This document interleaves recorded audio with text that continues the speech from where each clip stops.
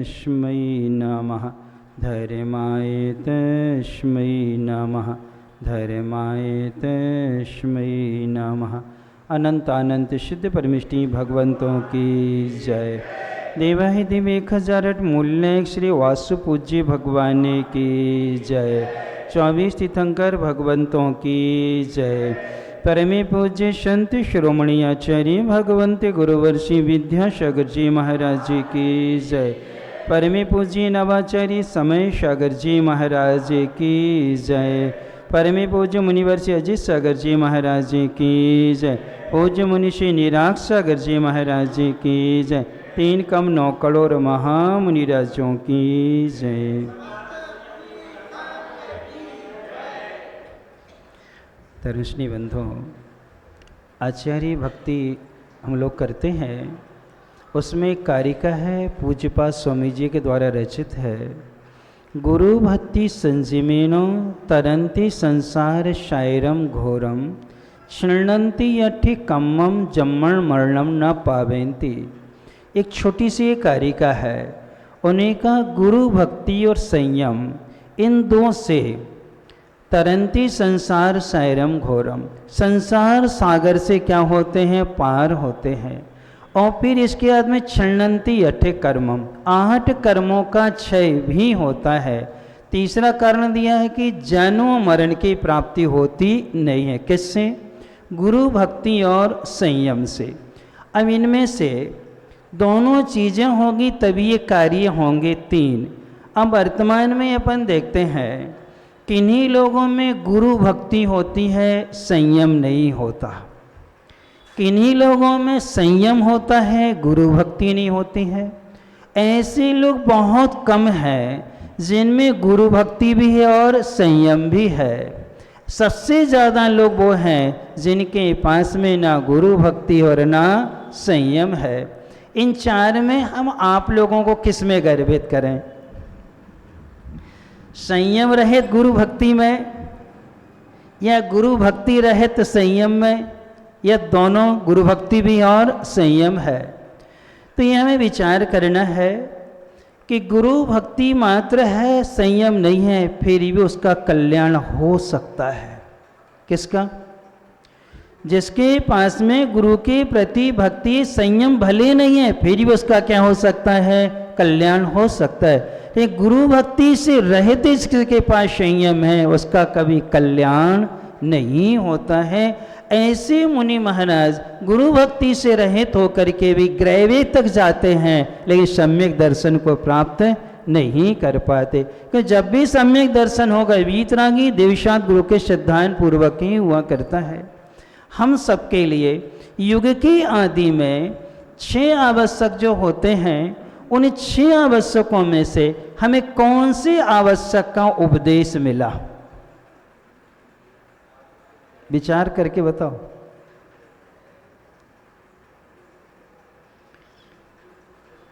योग की आदि में यदि कोई हमें आवश्यक का यदि कोई उपदेश मिला है तो दान का मिला है। किसका मिला है? दान का। और दूसरा यदि देखा जाए अपन सबकी अपेक्षा से गुरु भक्ति का मिला है। किससे मिला है? यानी आदिनाथ भगवान ने मुनि अवस्था में 18 कोड़ा कोड़ी सागर के बाद में कोई मुनि महाराज बने। उस समय कोई भी कुछ जानता नहीं था। जब वो आहारचर्या को उठे तो प्रश्न आया कि जब उन्हें 6 माह का कायोत्सव तप किया था तो क्या जरूरत थी 6 माह बाद उठने की? 1 वर्ष का यदि कायोत्सव तप करते तो उनको केवल ज्ञान हो जाता, जैसे बाहुबली जी ने किया है। उत्तम सहनन वाले थे, तीर्थंकर प्रकृति वाले हैं, अकाल मरण होना नहीं था, चरम शरीर ही है। तो पर उन्होंने क्यों उठे आहारचर्या को? क्या विचार किया होगा उन्होंने? उन्होंने अपने ज्ञान से ये जाना कि ये पंचम काल के अंतिम तक जिन धर्म में जाना है, यदि मैं आहारचर्या को नहीं उठूंगा तो लोग ये जानेंगे कि साधु की आहारचर्या होती ही नहीं है। हिंसनन वाले महाराजों का क्या होगा? दूसरा, उनके मन में चिंतन किया, मैंने इन लोगों को आजीविका के 6 कर्मों का उपदेश दिया है, आजीविका के 6 कर्म में तो लगा दिया, उस 6 कर्म से पाप का संचय करेंगे। अब उस पाप की निर्जरा कैसे हो? कैसे होगी? उपदेश दे नहीं सकते हैं, मौन है। तो उनने ये सोचा कि इनके पाप कर्म की निर्जना हो, इसलिए वो आहारचर्या को क्या है उठे। कौन? आदिनाथ। आवश्यकता नहीं थी, लेकिन किसके लिए? अपन श्रावकों के पाप कर्म की निर्जना हो इसलिए, अथवा पंचम काल के अंत समय तक मुनि धर्म चलता रहे, इसलिए वो आहारचर्या को क्या है उठे। जब आहारचर्या को उठे तो सबसे पहले यदि हमें कोई उपदेश मिलते हैं तो दो, एक गुरु भक्ति का। किसका? गुरु भक्ति का उपदेश मिलता है। और उसमें गुरु भक्ति में जब गुरु उपासना करते हैं, जब किसी साधु की आहारचर्या संपन्न कराते हैं, उसमें 6 ही आवश्यक गर्भित होते हैं। प्लगाहन करना, तो उसी में आवाहन, स्थापन, सन्निधिकरण है। फिर इसके बाद में हम अष्टदशी पूजन करते हैं, पाद प्रक्षाल करते हैं तो अभिषेक का भी रूप आ गया। फिर उसी में पूजन का रूप आ गया। कौन सी क्रिया किस रूप में करना है तो पूरा ज्ञान भी रखते, विवेक रखते, तो स्वाध्याय भी उस समय हम कोई भी आरंभ का कार्य नहीं करते, कोई भी हिंसा कार्य नहीं करते, किसी से लड़ते नहीं, झगड़ते नहीं, कुछ भी नहीं करते हैं। उस समय पास संयम भी होता है। क्या होता है? संयम भी है। तो देव पूजा भी हो गई, गुरु सेवा भी हो गई, स्वाध्याय भी हो गया, संयम भी है। हम इच्छाओं का निरोध करते हैं, यानी कितना भी क्यों ना हो, नहीं अभी नहीं जाएंगे जब तक महाराज का आहार संपन्न नहीं होता है। कुछ भी हो, ये कार्य को हम क्या कर देते हैं, गौण करते हैं। तो तप भी होता है और हम क्या करते हैं, दान भी दिया करते हैं। इसलिए एक बार आचार्य महाराज जी के सामने सब लोग बैठे थे, गढ़ा कोटा की बात है, पंच कल्याणक में। तो वहाँ आचार्य महाराज का दीक्षा दिवस की बेला थी। अब ऐसी चर्चा चली तो सारे लोग बैठे थे। तब पूछा कि ये बताओ, हमारा ही प्रश्न था कि श्रावकों की अपेक्षा से तुम लोगों को महाराज के प्रवचन अच्छे लगते हैं या महाराज को आहार देना अच्छा लगता है? किसमें रुचि आप लोगों की है? अब आधे लोग ये कह देंगे, आधे लोग ये कह देंगे, है ना। जब ये आया तो उनमें से बहुत से लोगों का उत्तर ये था कि जितनी रुचि हमारी स्वाध्याय में है, उतनी रुचि आहारचर्या में नहीं। कि जितने लोग प्रवचन में आते हैं, आचार्य का प्रवचन होता था, 5-5 हजार लोग भी क्या करते थे, प्रवचन सुनने आते। और जब आहारचर्या को जाते थे, चौके कितने रहते थे? 100 या 200, 100 या 200 ही लोग क्या करते थे, प्लगाहन करने वाले होते थे। अब किस में रुचि है? किस में रुचि निकली आपकी? जबकि रुचि किस में होना चाहिए? क्योंकि जब हमारी साधु की आहारचर्या में रुचि होती है तो गुरु के निकट पहुंचने का यदि कोई साधन है तो मात्र एक वो कौन है, आहारचर्या है। जितनी आत्मीयता से उनके निकट आहार में पहुंचते हैं, कोई भी चीज में आप उनके निकट नहीं पहुंच सकते हैं। कि जो आत्मीयता उस समय उत्पन्न होती है भक्त में और भगवान में, गुरु और शिष्य में, वो आत्मीयता अन्य आवश्यकों में उत्पन्न नहीं होती है। उस समय है मालूम क्या होता है, असंख्यात गुणी कर्म की निर्जरा होती है। किससे? आहारचर्या से। आहारचर्या देखने से सम्यक दर्शन भी होता है। किसको देखने से? किसको हुआ बताओ? देखो, महावीर भगवान के काल में चंदन वाला, जिसकी माया न सास का हो जो भी कहे, सुभद्रा सेठानी ने उसके साथ दुर्व्यवहार किया और दुर्व्यवहार करके उसको बंधन में रखा। ऐसे बंधन में रहती उसने आवश्यक को छोड़ा नहीं। आवाज आई तो मालूम चला कि नगर में कोई महाराज आए हैं, अपनी भक्ति को रोक नहीं पाई, प्लगाहन कर लिया, आगे बढ़ गई और जैसे ही देखा महाराज की दृष्टि तो पड़ी, सब कुछ अच्छा था लेकिन आंखों में क्या नहीं थे, थोड़ा देखा कि कैसा भगवान के दर्शन तो मिल गए मुनि मुद्रा के, लेकिन आज मैं आहार नहीं दे पा रही, मेरा जीवन ही क्या है, व्यर्थ है। और आंखों में क्या आ गए, आंसू आए। और जैसे ही आंसू आए महावीर भगवान वहां कहते मुनि महाराज रुक गए। जैसे ही उनका रुकना होता है, पंचाश्चर्य होते हैं, सारे बंधन टूट जाते हैं, परिक्रमा लगाती, अंदर की आहार व्यवस्था भी बदल जाती है। सब देवों के द्वारा क्या हो जाता है, आश्चर्य होते हैं। 5 आश्चर्यों में ये आश्चर्य हुआ। और जब भगवान के आहार उसने दिए, उस आहार की प्रक्रिया को देखा सेठानी ने। किसने देखा, सेठानी। और देख करके उसको इतना पश्चाताप हुआ, मैं इसको क्या मानती थी और ये क्या नहीं, किसी को ये सौभाग्य नहीं मिला। किसको मिला, मेरे घर में क्या पड़े, इनके चरण पड़ गए। महाराज आहार करके चले जाते हैं, सेठानी दौड़ी दौड़ी आती है और आकर के चंदन वाला के चरण छूने लगती है और कहती बेटी मुझे क्षमा कर दे, मुझसे बहुत बड़ी गलती हुई। इतना वो झुक ही नहीं पाती है और चंदन वाला उसको उठाती है, अपने हृदय से लगा के कहती माँ तुम यदि ये नहीं करती तो सौभाग्य भी नहीं मिलता। आपने तो अच्छा ही किया है। क्या किया, देखो बुराई में भी क्या देख रही वो, अच्छा ही देख रही है। और यहां भी जो शत्रुता थी वो किस में बदल गई, किस में बदल गई, मित्रता में बदली कि नहीं बदली। दोनों की कसाएं दूर हो गई। वो कहते मेरी कोई गलती होगी, दोनों तो जो गलती हुई स्वीकार, तो दोनों को सम्यक दर्शन की क्या हुई, प्राप्ति हुई। और जिन धर्म की वो क्या बन गई, अनन्य भक्त बन गई। कौन, सुभद्रा सेठानी। कितना परिवर्तन आया, किससे आया, एक श्राविका ने विपरीत परिस्थिति में अपने कर्तव्य का पालन किया, उस कर्तव्य के पालन से पूरा परिवार धर्म से क्या था, जुड़ गया। जो विरोधी थे वो भी क्या बन गए, शयधर्मी बन गए। असंख्यात गुणी निर्जरा हुई कि नहीं हुई, हुई कि नहीं हुई। तो अब आप सोचो आप लोगों की रुचि किस में होती है। आज वर्तमान में ये बहुत बड़ी विसंगति आती जा रही है। नीति वाक्य अमृत में बहुत अच्छी बात आई है। दान के उन्होंने 4 विभाग किए हैं, आहार दान, औषध दान, उपकरण दान और अभय दान, आवास दान।